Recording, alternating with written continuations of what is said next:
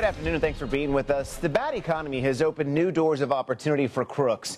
The Fight Fraud Task Force wants to stop this. Today it teamed up with the city of North Las Vegas to hold a free educational workshop. Reporter Janet O was there. She joins us now. And Janet, we hear about all these different types of scams and how people are being targeted. These crooks are pretty creative. Janet, we're talking about loan modifications. This seems to be an area where a lot of these scammers are targeting just any demographic, not just the elderly. But how can you tell if they are legit or not? Lake Las Vegas has been hit hard recently by the downturn in our economy, losing a hotel and a casino. But the remaining businesses are proving they're still there and going strong. Reporter Amanda Hernandez joins us from the Village, Lake Las Vegas, where people are enjoying a beer festival this weekend. Amanda, thanks a lot. If you're new to the area, you must check out Lake Las Vegas. It's a lot of fun.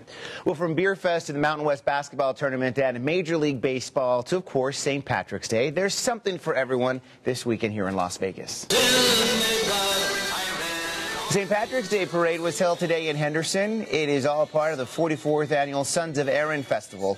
Aside from this parade, a carnival is also being held. Not only is this fun for the entire family, but it's also giving Southern Nevada a much-needed economic boost. You can call it the luck of the Irish, but there are a few other big events in town this weekend. Right now, the Running Rebels are going head-to-head against San Diego State in the Mountain West Championship game. They beat BYU last night in front of a sold-out crowd. And baseball fans at Pat Cashman Field, Cubs and White Sox faced off for the second day in a row for Big League Weekend. Another huge event bringing in a lot of money to our valley. Michael Burke will have more of all these sporting events in sports. Well, if you've been outside, you probably noticed it's a little windy out there. It's so bad that we've gotten some reports of a tree being uprooted. Ted Florendos joins us now to let us know how long this wind's going to last. It started off nice and mild, Ted, and then the wind's picked up. Doctors hope to have Senate Majority Leader Harry Reid's wife up and walking this weekend after she underwent surgery for injury suffered in a car crash.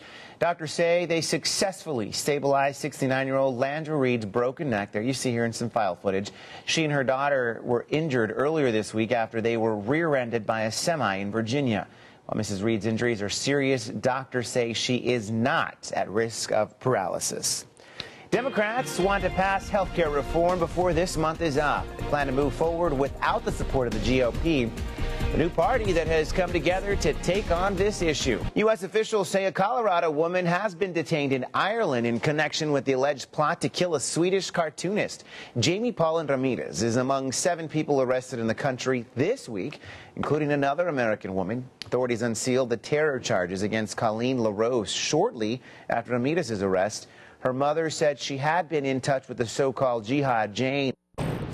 We'll get to those stories in just a moment, but first, some developing news out of Henderson. An off-duty Metro police officer has shot a man who allegedly was trying to break into the house that he was in. It's not clear if that house does belong to the officer or not, or if anyone was hurt during this shooting.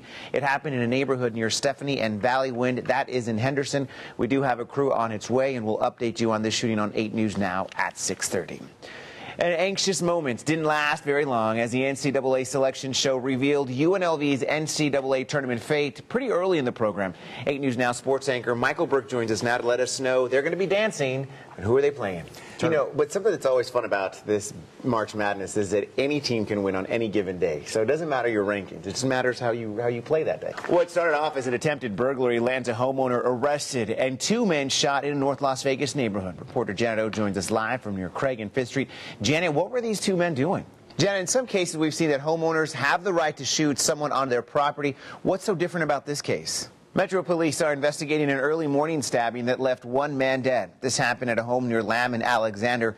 Police say when they arrived at the scene, they found the victim's alleged girlfriend who admitted to stabbing him after getting into some sort of domestic disturbance. Homicide is investigating. The victim's identity has not yet been released.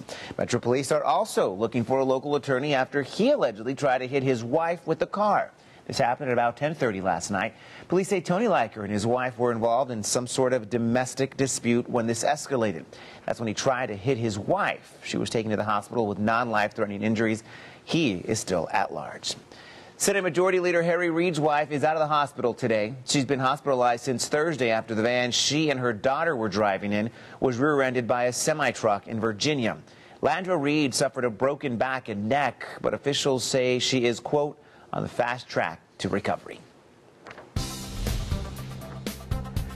St. Patrick's Day is this Wednesday, but Easter's already on the mind of one local charity in dire need to make sure needy kids have an Easter basket this year. Like many other charities, eBunny has been hit hard in lack of donations during these hard times. Reporter Amanda Hernandez is live near Sahara and Town Center at one of the program's drop-off sites. Amanda. You probably noticed that it's still pretty windy out there. Ted Florendo is here to let us know how long it's expected to last. They're not as powerful as yesterday's winds, though, Ted, right? Federal power is back on in one local neighborhood after that wind knocked down a power line. This happened last night near Eastern and DI.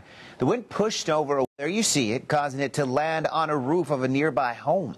Emergency crews evacuated the area until NV Energy could shut off the electricity. The company has since replaced that pole and restored power to the area. They tell us they are now just doing the cleanup work.